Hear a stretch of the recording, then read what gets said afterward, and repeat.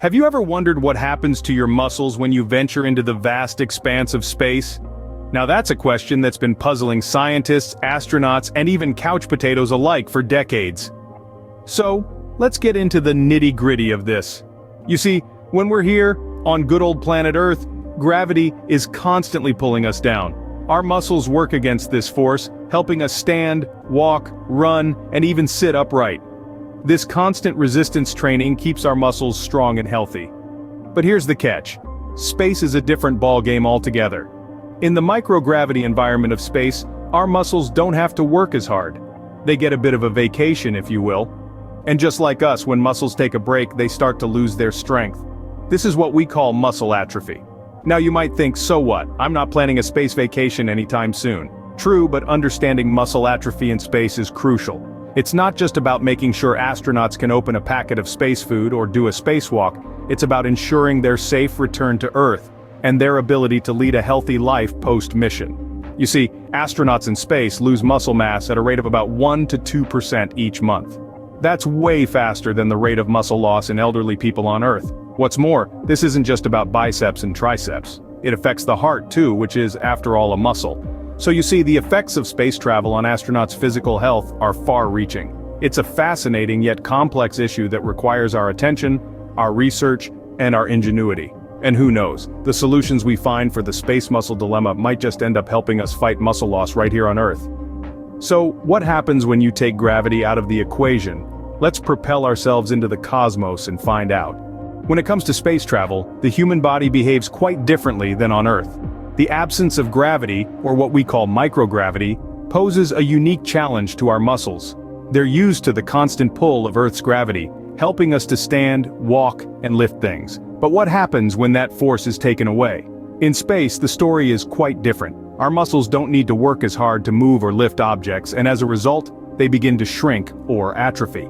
This phenomenon is known as muscle atrophy.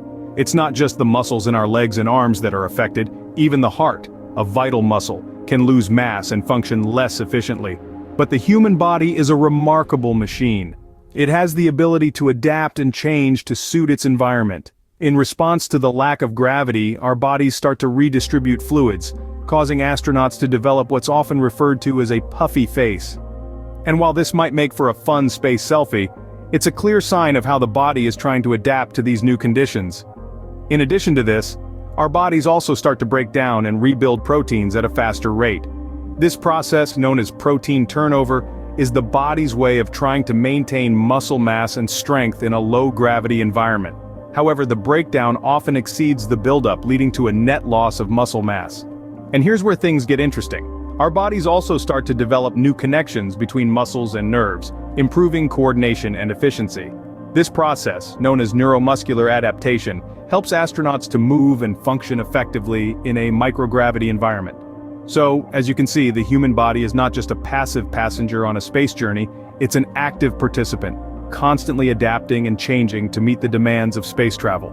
It turns out in space, we are not just floating around, our muscles are undergoing a transformation of their own. So, can we just hit the space gym to keep our muscles intact? You'd think so, right? But it's not that simple. You see, when we're in space, the lack of gravity reduces the strain on our muscles. It might sound like a dream come true for those of us who dread leg day, but it's actually a problem. Our muscles start to weaken or atrophy because they're not being used as much. So how do we combat this muscle atrophy in space? Well, astronauts have to exercise a lot. They have to work out for about 2 hours each day using specially designed exercise equipment that works in a zero-gravity environment.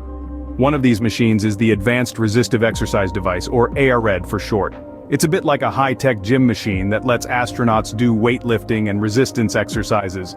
Despite the lack of gravity, ARED creates a force that mimics the effect of weights on Earth, helping to maintain muscle mass and bone density. Then there's the Combined Operational Load-Bearing External Resistance Treadmill, or Colbert. Yes, it's named after the comedian Stephen Colbert, but there's nothing funny about the serious work it does. This treadmill uses harnesses and bungee cords to keep astronauts grounded while they run, providing the cardiovascular exercise necessary to keep the heart healthy. But despite these high-tech solutions, exercising in space is still a challenge. The machines are bulky, complex, and require a lot of energy to use. Plus, exercising in a zero-gravity environment is a whole different ballgame. Imagine trying to do a push-up when you and everything around you are floating. So, while we might fantasize about the ease of a weightless workout, staying fit in space is not as simple as a quick jog on the treadmill or a few sets of weightlifting. It's a whole new world of fitness. Like everything else, exercising in space has its own set of advantages and challenges. Let's dive into the positives first. The most obvious benefit of exercising in space is the maintenance of muscle mass and strength. You see, our bodies are used to the constant pull of gravity. Without it, our muscles can shrink and weaken, a condition known as muscle atrophy. And it's not just about muscles, exercise also helps prevent bone loss. In space, without the regular stress of gravity, bones can lose density and become brittle. Regular exercise, even in reduced gravity, can help keep those bones strong and healthy. But it's not all rosy in the zero-gravity gym. One of the biggest challenges of space exercise is the sheer time commitment. Astronauts have to exercise for about 2 hours every day to counteract the effects of microgravity. That's a lot of time spent bench pressing and cycling in a day that's already packed with scientific research, maintenance work, and communication with mission control. Next up, we've got equipment limitations. Space is at a premium on spacecraft, so exercise equipment needs to be compact and versatile. It also needs to be designed to work in microgravity, which is no small feat. Think about it. How do you run on a treadmill when you can float off at any moment? Finally, there's the potential for injury. Even with careful design and rigorous training, accidents can happen. A pulled muscle or sprained ankle is a nuisance here on Earth, but in space, it can be a serious problem. Medical facilities are limited, and every injury has the potential to become a mission-critical issue. How will we ensure the physical health of long-term space travelers? That's the million-dollar question, isn't it? As we venture further into the cosmos, the well-being of our astronauts is paramount. We've understood the challenges: muscle atrophy, bone density loss, and cardiovascular changes. Now it's time to unpack the solutions. We're not simply sitting on our hands. The world's best minds are at work, devising innovative ways to keep our space voyagers fit and healthy. One such research is the study of artificial gravity. This isn't just a concept confined to science fiction anymore. By creating a centrifugal force, similar to gravity, in the spacecraft, we could mitigate the effects of weightlessness on the human body.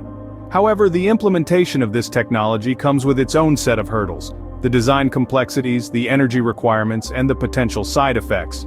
But, hey, who said space exploration was going to be easy?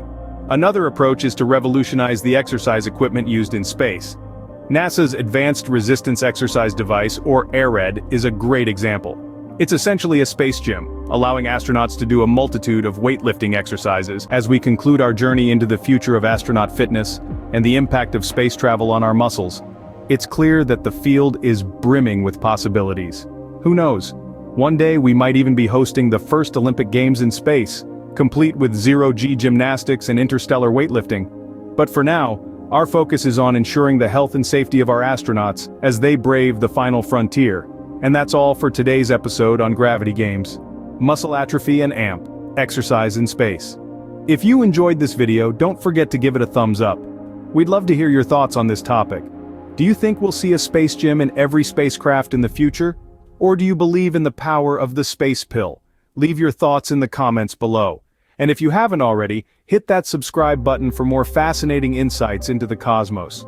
We regularly cover everything from the science of space muscles to the future of interstellar fitness. Thanks for watching, and until next time, keep exploring. The universe is full of mysteries, and together we'll continue to unravel them.